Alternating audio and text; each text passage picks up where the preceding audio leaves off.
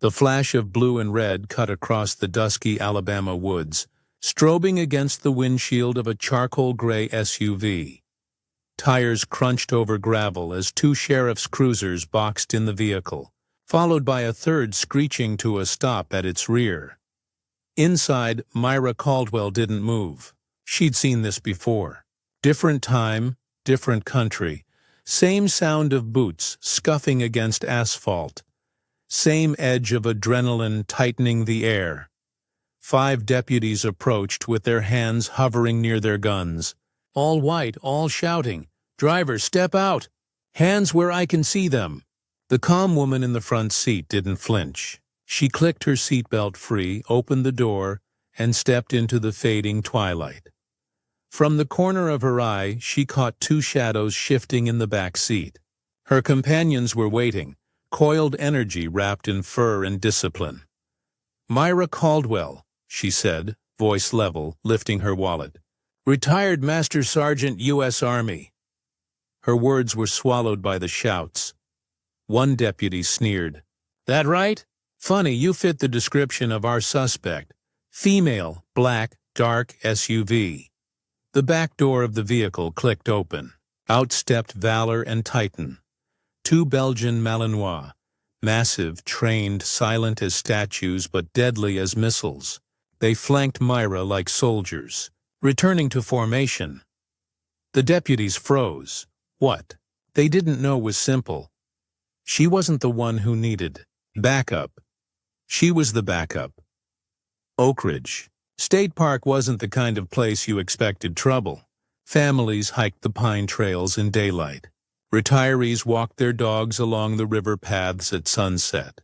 Myra Caldwell was one of them, though her companions weren't ordinary pets.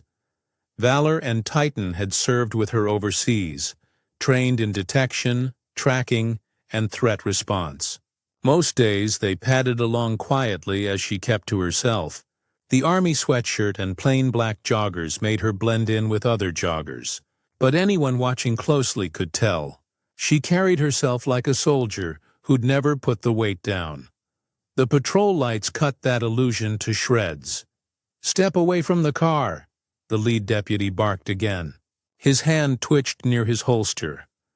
Myra raised her military ID and a laminated discharge certificate. "I'm not your suspect. You've got the wrong person." One officer leaned close enough to read it, then smirked. "Cute. Print it yourself?" Another circled toward the rear of her SUV. "What you got in here? Drugs? Stolen goods?" The click of the back door echoed louder than a gunshot. Myra didn't stop it. She didn't have to. Valor and Titan landed on the gravel in perfect unison, heads high, shoulders squared, eyes locked. The deputies froze mid-step. "These aren't pets," Myra said evenly. "They're classified assets of the Department of Defense, command-trained for threat response." A deputy's hand twitched toward his weapon. Titan shifted forward a single step. The man froze. "No sudden moves," Myra warned. "You don't want to test their trigger phrase." The air thickened with silence. Somewhere in the trees, a bird cawed and took off into the purple sky. "What division are you with?" the lead deputy demanded, his voice cracking for the first time. Myra held up her phone. The number on the screen was already dialing. "Ask Colonel Ethan Reyes," she said. 73rd Tactical, Fort Benning. "He trained with me." The line connected. "Myra, are they harassing you again?" a sharp voice asked through the speaker. "Affirmative," Myra answered, never breaking eye contact with the men surrounding her. A long pause. Then, "Stay put. We're sending transport." For a moment none of the deputies moved. Then, almost too quickly, they shifted back toward their cruisers, trying to act as though nothing had happened. But their faces were pale, their confidence cracked. Myra didn't relax. Something about this wasn't right. The fake certainty in their voices, the sloppy way they boxed her in, the way they stumbled over procedural commands. She'd dealt with law enforcement before. Real law enforcement. These men didn't fit the mold.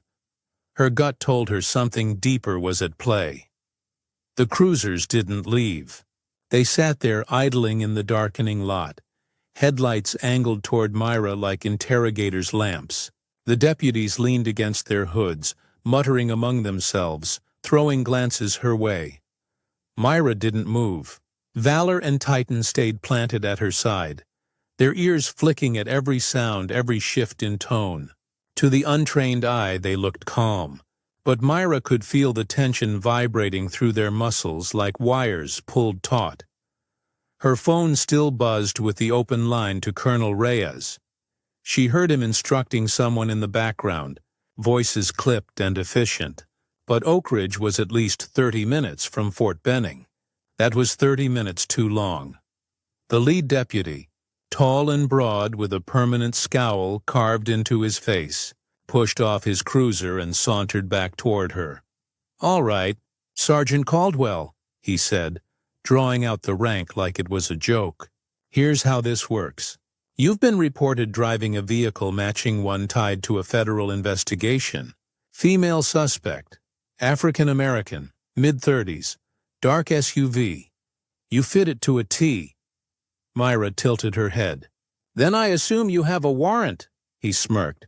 "We don't need one if there's probable cause." She raised an eyebrow. "That's not how it works." Another deputy, younger, eager to prove himself, stepped forward. "We could impound your vehicle right now. Suspicion of trafficking." "You want that hassle?" Myra's gut tightened. This wasn't just sloppy. This was predatory. They were pushing fines, fees, seizures. Classic intimidation tactics. "I'll wait for Fort Benning," she said coolly. The young deputy sneered. "You think they'll get here in time? Lady, you're in our county." "Funny," Myra said. "I don't see your county patches. Those look custom." The man stiffened. Bingo. From the trail entrance came the crunch of footsteps. A woman in a pink windbreaker, clutching a Starbucks cup like it was a microphone, marched into the fray. "Excuse me," she shrieked. "Why is this criminal still standing here with those vicious dogs? My kids walk these trails." Myra didn't even look at her. Valor and Titan angled their heads slightly, tracking the woman's movements. The lead deputy seized the opportunity. "Ma'am, thank you for your concern. We're handling it." The woman jabbed a finger toward Myra. "Handling it? She's threatening law enforcement with attack dogs. You should cuff her right now. Arrest her. She's dangerous." A crowd was beginning to form at the edge of the lot. Hikers returning from the trail, couples with flashlights, a group of teenagers recording everything on their phones. Karen drama. Public humiliation. Myra had seen this escalation tactic overseas. Except there it wasn't Karen's. It was planted agitators trying to stir a crowd. "Ma'am," Myra said, finally meeting the woman's eyes, "I suggest you step back. These dogs are trained for combat response. Sudden movements might—" The woman gasped theatrically and stumbled backward. "Did you hear that? She's threatening me too," the crowd murmured. Someone whispered, "Is she military?" Another said, "I heard the sheriff's department was cleaning up scams around here."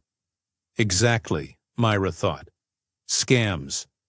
The lead deputy clapped his hands once, loud, commanding attention. "Here's the deal, Sergeant Caldwell. You either hand over your vehicle for inspection right now, or we tow it. Standard fine, $1,500 minimum. Resist, and it goes on your record." A hush fell over the lot. Myra took one slow step forward. Valor and Titan mirrored her. "You're not law enforcement," she said. "Real officers don't bluff fines in parking lots." The young deputy's face twisted. He spat on the ground. "Lady, you're gonna regret this." He pulled a chain from his belt and snapped it between his hands, as if preparing to hook it to her SUV. Valor growled, a low, resonant sound that seemed to shake the gravel underfoot. Titan's gaze locked onto the chain. One step closer, and both dogs would spring. The lead deputy hesitated. His men shifted uneasily. The woman in pink clutched her chest like she might faint, but she wasn't leaving either. Something wasn't adding up. If these were real cops, they'd de-escalate. They'd call in backup. They'd show warrants. But instead, they were doubling down on intimidation, legal threats, public humiliation, financial pressure. It was too sloppy, too desperate. And Myra knew desperation when she saw it. She thumbed her phone, ending the call with Reyes. Instead, she opened her secure recording app. "Badge numbers," she said, voice sharp enough to cut glass. "Now!" The deputies froze. The crowd edged closer, phones raised, cameras recording. The Karen in pink suddenly looked nervous. The deputies exchanged glances. Then the lead deputy leaned in, so close Myra could smell his cologne. "Lady, you don't know who you're messing with." But his eyes told the truth. He was bluffing. The next morning, Myra woke to find her driveway gate chained shut. No footprints, no vehicles, just a heavy lock, thick steel links, and a note taped to her mailbox. Should have played along. "Next time, it won't be your gate." Valor barked once, deep and guttural.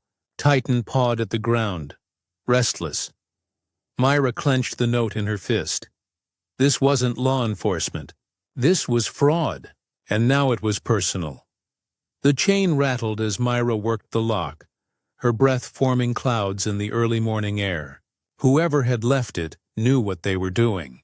Heavy-duty steel, cut-proof without power tools. She crouched, running a finger along the links. No mud, no dust. It was fresh, placed within hours. The note was still crisp, taped with a strip of black electrical tape. "Next time, it won't be your gate." Valor sniffed the metal, ears twitching. Titan sat rigid by the fence line, eyes fixed on the road like he expected headlights to appear any second. Myra's phone buzzed. "Colonel Reyes," she answered. "You good?" His voice was clipped, urgent. "They chained my driveway overnight. Left me a warning." Silence on the line. Then, "We're coordinating with the U.S. Marshals. But if they're escalating, they'll try to push you harder. Stay sharp." Always, she thought. By mid-morning, a neighbor wandered over. Harold Jennings, a retired accountant with a fondness for coffee and conspiracy theories. He tapped the lock with his cane. "Dang shame," he said. "But don't take it personal. Sheriff's office has been cracking down on folks with unpaid fines.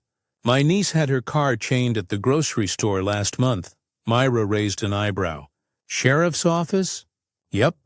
Told her she owed back vehicle taxes. Took her weeks to clear it up. Had to pay a processing fee to get her car back." He shook his head. "Crooked world." Myra's pulse quickened.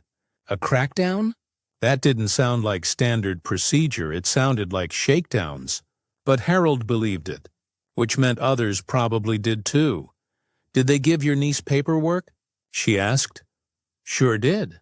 Looked official enough to me. Sheriff's seal, badge numbers, signatures. Whole thing." Red herring, Myra thought. A manufactured paper trail to keep victims docile. But she had to be sure. That afternoon, she drove to the county records office, Valor and Titan pacing the back of the SUV.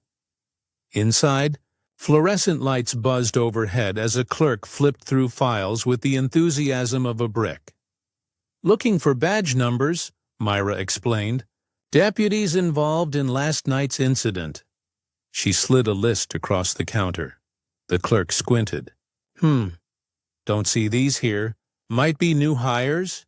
"New hires?" Myra repeated. "Or transfers. We had a bunch reshuffled this month. Sheriff's office is real busy with property seizures. Cleaning up fraud cases." The clerk shrugged. "They'll probably pop up in the system soon. Property seizures." The same words the deputy had thrown at her in the lot. Another red herring. Maybe, or maybe a breadcrumb. She pushed harder. "Can I get copies of the transfer records?" Not without a written request. Chain of custody, you know. Bureaucracy. Convenient delay tactics. Myra thanked the clerk, but her instincts screamed louder than the buzzing lights. Something wasn't right. Back at home, she opened her laptop and pulled up county news archives. Valor and Titan sprawled on the rug, their ears twitching every time she muttered under her breath. Dozens of cases popped up. Property seizure sting. Sheriff cracks down on tax fraud. Unregistered vehicle sweep nets, 14. On the surface, it looked legitimate. Court orders. Photos of deputies standing beside impounded cars. Even staged press conferences. But when Myra zoomed in on one grainy photo, her stomach turned. The lead deputy from last night. Same crooked smirk. Same slouch. Standing behind a podium with the sheriff himself. Except the sheriff looked stiff, uncomfortable, almost like he didn't want to be there. Valor growled low, sensing her change in energy. "Yeah, boy," she murmured. "I see it too." That night she stepped outside for fresh air. The pines whispered in the wind, the gravel driveway glistening under the moonlight. Her eyes caught a shimmer of light across the street. A phone screen. "Someone recording. Hey!" she shouted. The figure darted behind a parked car, vanished into the shadows. She ran to the end of the driveway, but they were gone. Only tire tracks remained, fresh, leading toward the main road. By morning, the edited video was online. The headline screamed, "Armed woman threatens deputies with attack dogs at Oakridge Park." The footage was spliced, her words cut mid-sentence, her ID presentation cropped out, her calm warnings twisted into threats. The comments were a storm. "Lock her up. Dangerous. Crazy dog lady thinks she's above the law." Her stomach clenched. This wasn't sloppy anymore. It was deliberate. Someone was running an operation, using fake authority, fake paperwork, fake press. And now they had the public turning against her. As she scrolled through the angry comments, one caught her eye. "Careful, lady. You're next. We know where you live." Her blood went cold. It wasn't just intimidation anymore. It was surveillance. And Myra Caldwell knew what came after surveillance. The strike. The comment looped in Myra's head all night. "We know where you live." It wasn't just noise. Whoever these men were, they wanted her rattled. But fear wasn't something Myra entertained. She'd faced insurgents overseas. This was just another battlefield. Different weapons, same intent. At dawn, she called in backup.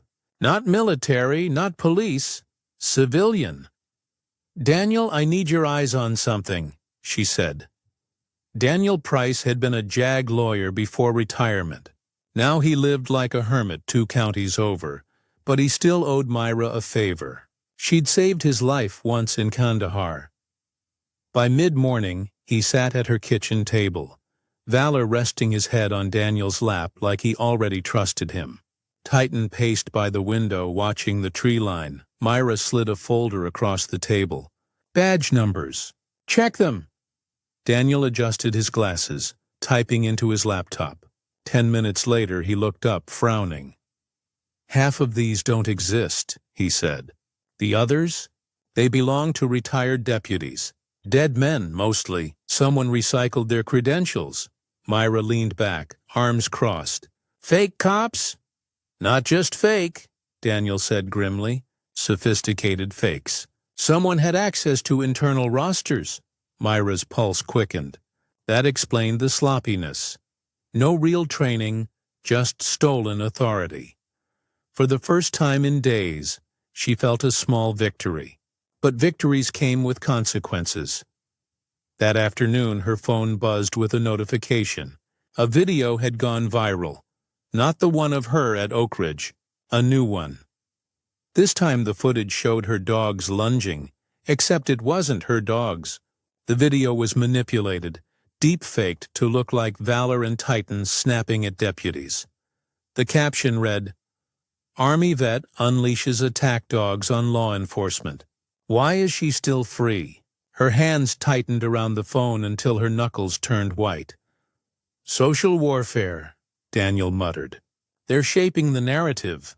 Public outcry first, evidence later. Classic pressure tactic. By evening, Myra was done playing defense. She drove to the courthouse under cover of darkness, Valor and Titan riding silently in the back. Daniel had pulled a favor, an archivist waiting after hours. Inside, stacks of case files lined the musty office. The archivist, a wiry man with nervous eyes, slid a thick folder across the desk. "These are the seizure orders you asked for," he whispered. "But be careful. People who poke around in this stuff don't last long." Myra flipped the folder open. Page after page of signatures, seals, legal jargon, all looked official. But when she compared the signatures to verified ones on record, her breath caught. Dozens didn't match. "Forgery," she said flatly. Daniel leaned over. Not even good forgeries. Sloppy, rushed. They didn't think anyone would check. She turned another page and froze. There, stamped in bold across the top, was her own address. Her SUV listed. The next target. Valor growled low. Titan's ears shot up. "They're coming after you," Daniel whispered. Mini-twist escalation struck before she could respond. The courthouse lights flickered. Then the archivist's phone buzzed. His face went pale. "They know you're here," he whispered. "You need to leave. Now." Myra shoved the folder into her pack.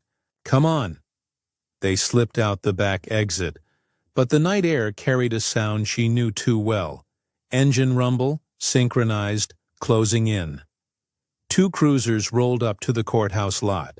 Not deputies this time, military-style SUVs, tinted windows, plates covered, fake cops. Daniel's face drained of color. "They're escalating." Myra opened the back door. "Valor, Titan, guard!" The dogs leapt out, planting themselves between her and the approaching vehicles. Their bodies were silent tension, shadows coiled in fur and muscle. The SUVs slowed, headlights cutting through the dark. The driver's window rolled down just enough for a man's voice to call out. "Evening, Sergeant Caldwell. Funny seeing you here after hours." Her blood iced. They knew her name. Myra's phone buzzed again. Unknown number. She answered. A voice crackled through, distorted but sharp. "You dig any deeper, and those dogs won't save you.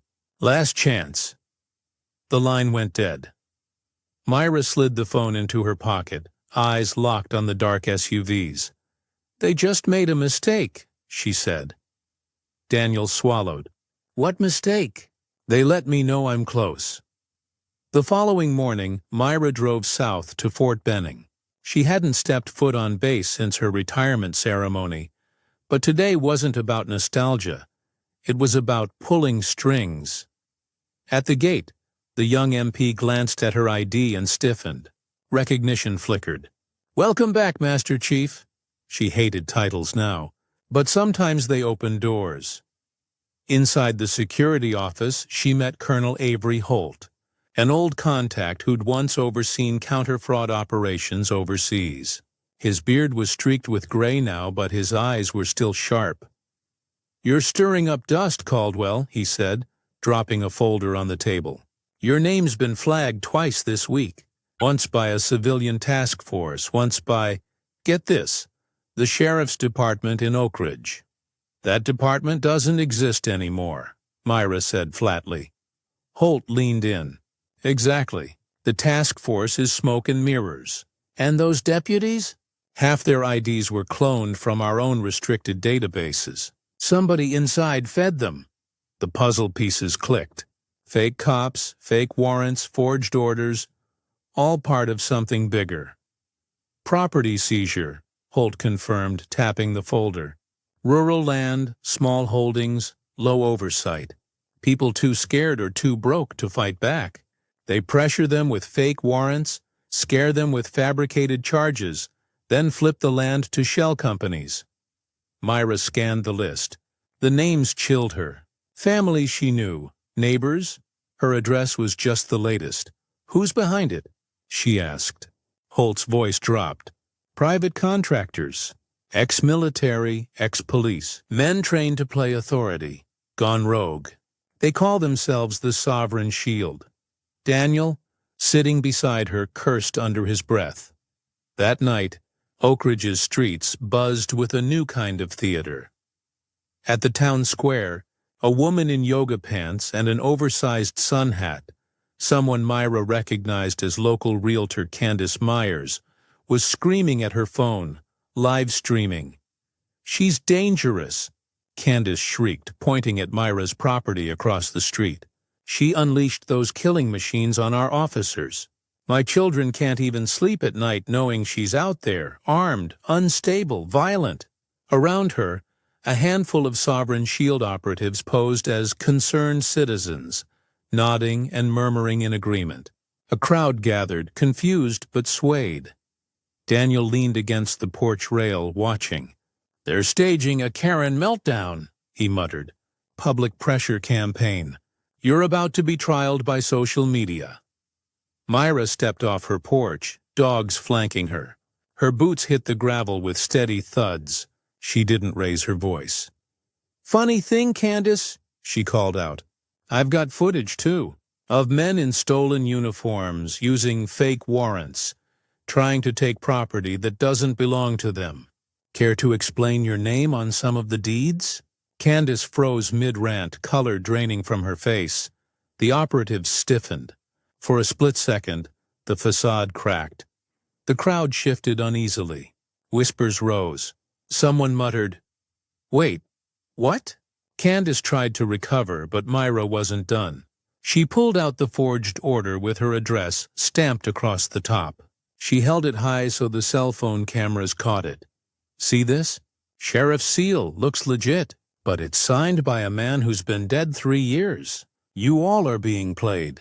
These people aren't here to protect you. They're here to steal from you." The murmurs swelled into gasps. A few phones lowered. Candace's live stream chat scrolled too fast to read. Comments split between outrage and doubt. One of the operatives, broad-shouldered, buzz-cut, stepped forward, hand hovering near his hip. His voice was calm, but his eyes weren't. "Best to let this go, ma'am." "For your safety." Myra's smile was ice. "Funny, that's exactly what cartel soldiers used to say." For a moment the square held its breath. Then Valor growled, Titan stepping closer, hackles raised.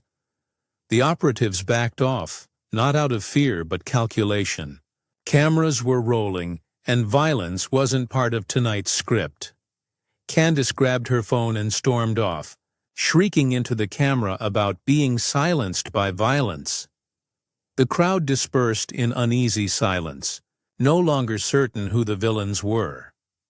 Back inside, Daniel shut the blinds. "You rattled them," he said. Myra slid the forged warrant into her pack.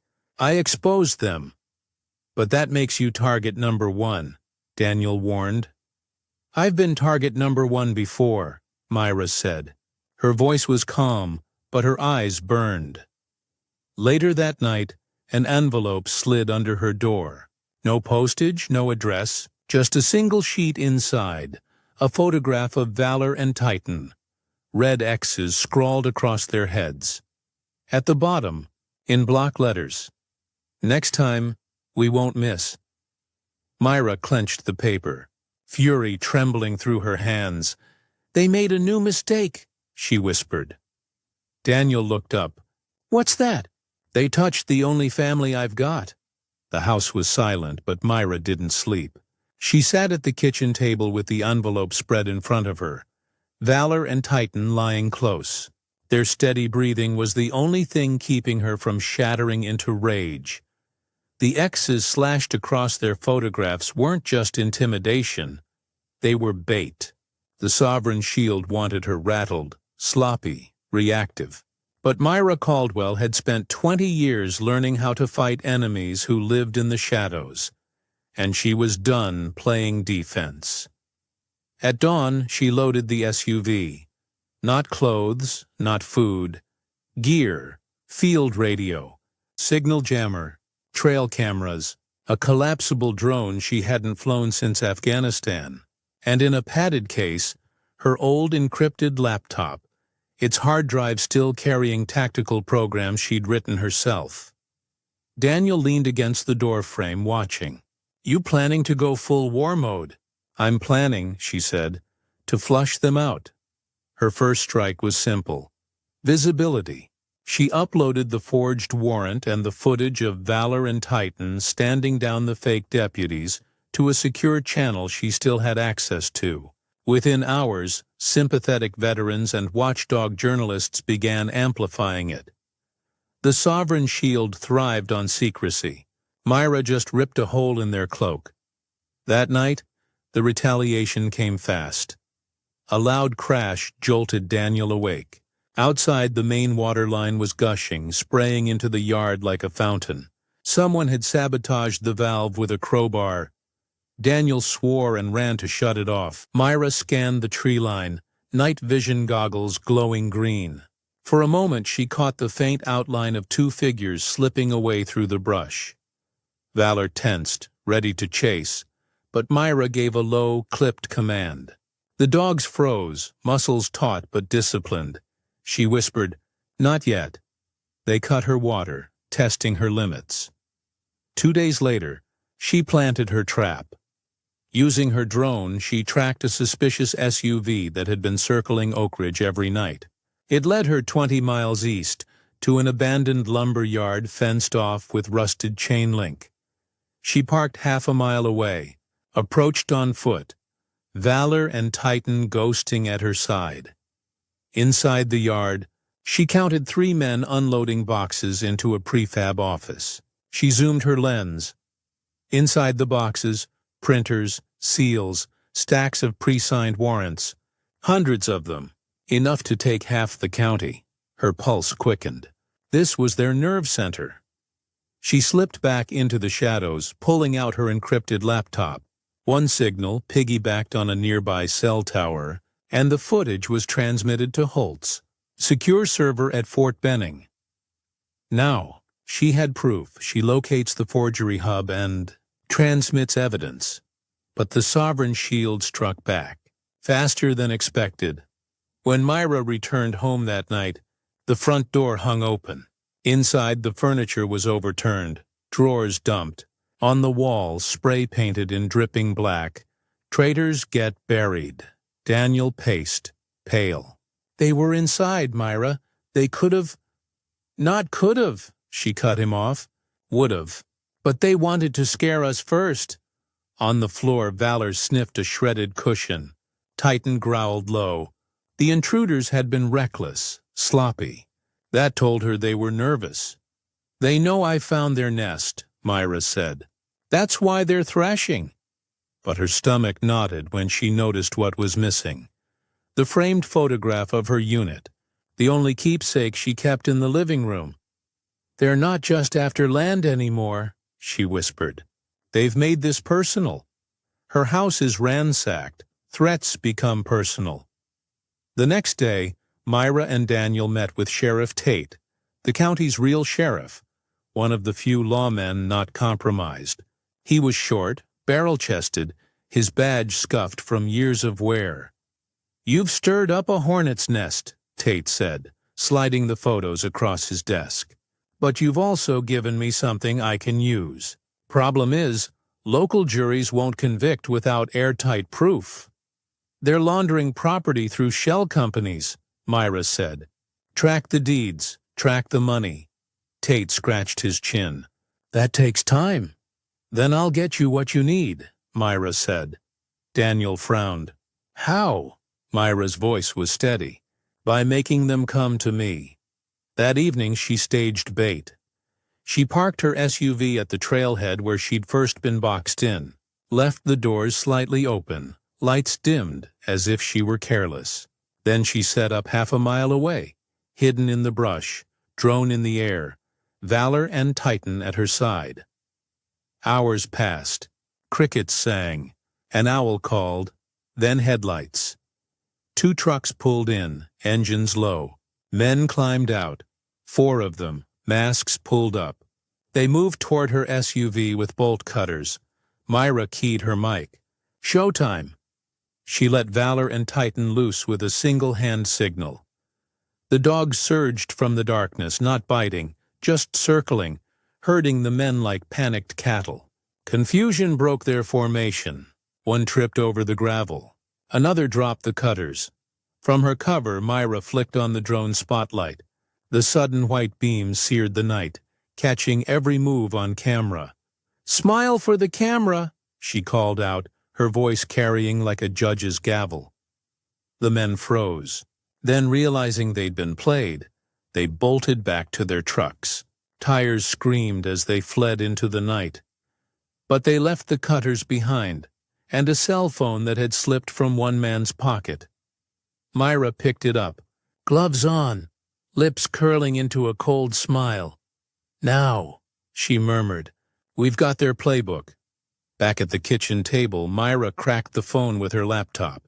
Within minutes, she pulled up encrypted messages, property maps, target lists, even internal rankings of cooperative versus hostile homeowners. And at the top of the hostile list, in bold red letters, Caldwell. Terminate Daniel's face went pale. "They're planning to kill you." Myra closed the laptop, steady and unflinching. "No," she said, looking at Valor and Titan.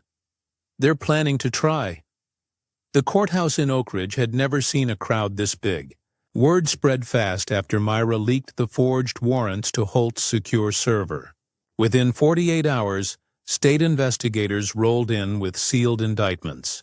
Reporters swarmed the steps, cameras buzzing like hornets.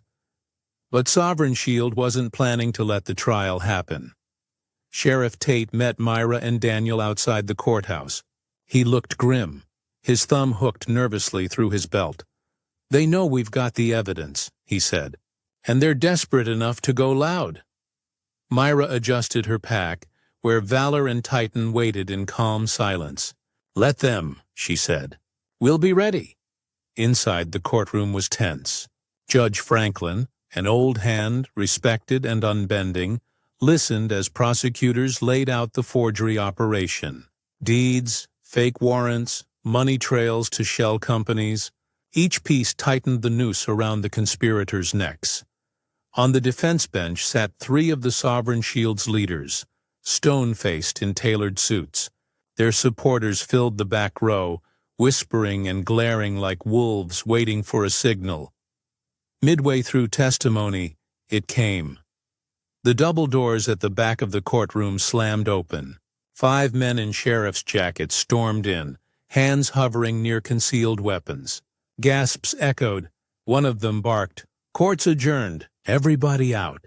This is an unlawful proceeding." Panic rippled. The crowd half rose, unsure whether to flee. But Judge Franklin's gavel cracked like thunder. "Sit down. This is my court." The fake deputies hesitated. They hadn't expected resistance from a 70-year-old judge. Myra stood, her dogs moving instantly to heel. Her voice cut through the chaos, calm and commanding. "You're not lawmen," she said. "You're thieves in stolen coats." Cameras turned. Reporters caught every second. The standoff lasted seconds, but felt like hours. Then one of the Sovereign Shield men reached into his jacket. Before he could draw, Valor lunged, not biting, just crashing into him with a controlled strike that sent the weapon clattering across the floor. Titan flanked, driving another man backward into the defense table. The courtroom erupted. Reporters screamed. Jurors ducked. Sheriff Tate's deputies surged forward, pinning the imposters to the ground. In the chaos, one of the Sovereign Shield leaders tried to slip out the side door. Myra was faster. She cut him off, shoulders squared, her voice like steel. "You ordered my termination," she said. "Now it's your turn to answer." he sneered. "You think you've won? We own this county." Judge Franklin's voice boomed from behind her. "Not anymore." When the dust settled, the courtroom was evidence in itself. Fake cops in handcuffs, guns scattered, cameras rolling, and for the first time, the sovereign shield looked small. But Myra knew it wasn't over. That night, after the arrests, Sovereign Shield staged one last play. At the abandoned lumber yard, their remaining men tried to torch the prefab office, destroying the forged documents. But Myra was already there with Holt's tactical unit. She had anticipated the move. Floodlights snapped on. Black SUVs boxed the yard. Armed MPs poured out, weapons trained. For a moment, the Sovereign Shield froze like cornered animals. Then they broke, scattering into the dark. Myra gave the hand signal. Valor and Titan sprinted, cutting off their escape, herding them into the open where the MPs cuffed them one by one. The leader, a tall man with a scar across his jaw, was dragged out last. He spat at the ground, glaring at Myra. "You'll never kill the idea," he hissed. Myra stepped closer, her voice low and razor-sharp. "Maybe not. But I'll bury everyone who tries." By sunrise, the yard was cleared. Trucks loaded with confiscated evidence rolled out under federal escort. The Sovereign Shield's empire of fraud and fear was crumbling, piece by piece.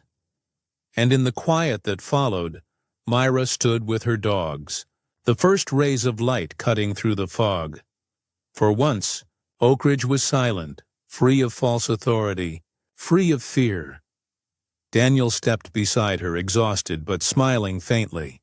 "You did it. They're finished." Myra shook her head. "No, we did it. And they were finished the second they underestimated me." She looked down at Valor and Titan, their ears pricked, eyes steady on the horizon. "They forgot the first rule," she whispered. "Never corner a soldier with something left to protect." Oakridge felt different in the days that followed. Patrol cars, real ones this time, moved through neighborhoods not with intimidation, but reassurance. The courthouse bulletin board listed seized properties now slated for review and restitution. Families who had packed boxes in fear unpacked them again. At the center of it all, Myra walked quietly, Valor and Titan at her side. People nodded as she passed. Some whispered. A few stopped her, eyes wet, thanking her for standing when no one else dared. She never lingered. Respect wasn't why she fought. Safety was. Daniel caught up to her outside the diner one morning. "Judge Franklin wants to see you," he said. Inside, the judge sat at a corner booth, papers spread across his table. He looked older now, as if the weight of the trial had added years. But when he saw her, his eyes brightened. "You did this town a service," he said, sliding a file toward her. "Restitution orders. Sheriff Tate's office will oversee them, but this is your win as much as anyone's." Myra shook her head. "I didn't fight for paperwork. I fought because nobody else could."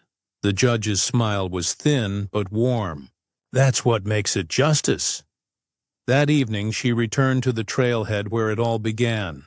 The air was cool, the path empty. She leaned against her SUV, watching Valor and Titan range ahead before circling back, always within sight.